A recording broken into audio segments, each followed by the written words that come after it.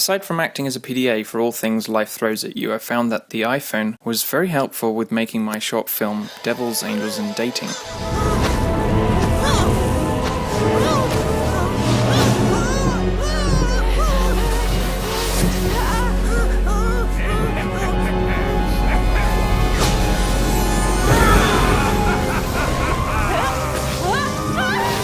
I found myself using the iPhone extensively for a very wide number of tasks, and I thought I'd focus on some of the features and apps that I found the most useful. First, there was the Devil's website, which we made.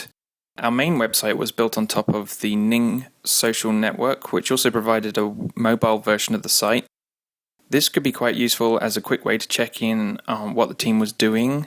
I could see images and review animation from the videos posted. It's not the best way to review animation, but if you're away from home, it at least makes it possible for me to leave notes for the team on anything really obvious that needed fixing. I could also respond to questions on the forum. The main thing was just knowing what was happening and if anyone posted something that I needed to respond to quickly and to get to my computer for. It essentially allowed me to take a break from the computer, as I knew when I did and didn't need to be there. To-do lists. There's a few to-do list apps, but I really got into using Toodle-Do, especially near the end of production. When you get an idea or you realize something needs to be done, it could be distracting from what you're currently doing, and it was easier to put it out of my mind if I knew I could put it onto a to-do list. Once it was there, it was easy to set priorities and keep putting off low-priority tasks. As the final deadline approached, it was invaluable as it made it easy to see what really needed to be done versus what could be done if there was time. If you're the sort of person that's always coming up with new ideas and you just want to act on them, it can be a great way to sort them and ensure only the best ones take up your valuable time. Since it syncs to the Toodle-Do service online, I could also view and manage the list on my main computer as well. Videos. I found myself talking about the film to people all the time while I was out and about, and being able to whip out the phone and play the teaser trailer was invaluable. It could turn a casual disbeliever who's just chatting to be polite into someone that really understands and respects what you're doing. Social networks. Building your followers is a key to making short films these days, and the iPhone was a great way to monitor and post activity to Facebook and Twitter. I used the iPhone for Twitter more than I used my main computer because it was just quicker. It was something I could squeeze into smaller snippets of time when I had nothing better to do.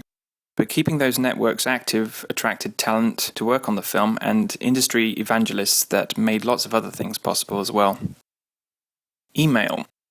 It's obvious, but with the sheer number of messages coming in to me during production, it was really useful being able to review them on the phone so that I could get at least some time away from the computer.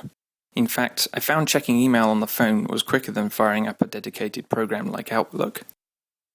Voice and video recording. Without a budget to work with, I never got around to buying a quality microphone, and after trying a few different things, I realized that the iPhone was the most convenient and best quality microphone I had. I'd often use several ways to record the sound for one of my behind-the-scenes videos, and inevitably, the iPhone recording was the best version to use, and I could get it closer to the person speaking. Equally, I've used the iPhone to record video.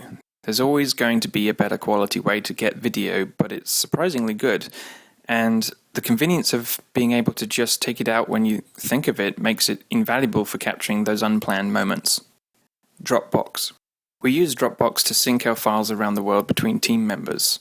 There is a Dropbox app to access those files, and I could use that to review simple things like the production tracker. One thing it lacked, though, was the ability to see the activity feed of files being uploaded and updated.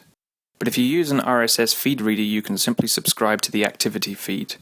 This proved to be a lifesaver, as there were occasions when team members made mistakes and did things they weren't supposed to. By checking on the feed from time to time, I could catch the problems even when I was out and about, which made it possible to fix the issue before it became a problem. I even jumped onto a friend's iPad at a party once to undelete hundreds of files. Much like the to-do list, it helps to get those ideas out of your head and onto paper, or a note in this case. There are much fancier ways to make notes on an iPhone, but I never got around to using them, and just the basic note app that comes with the iPhone can be used to scribble all kinds of story ideas that you can come back to later and expand upon. The key here is making notes when the thought comes to you and not losing them. Instant messaging. Messenger programs can be really useful for getting help from someone on the other side of the planet quickly and cheaply. Not everyone is logged into all services all the time, but a few apps like Palringo and Meebo allow you to log into multiple services simultaneously, and with enough team members, that can give you enormous reach for quick solutions to problems. Podcasts. One thing the iPhone and iPod introduced me to was podcasts. It made me realize I could start my own podcast to reach out to my team, put a human voice on the project, and attract talent. It became part of a much bigger push to reach out to the animation community, but I think it was quite an important part as it could reach people passively when they were working, and it allowed me to express what was going on in a more honest and natural way.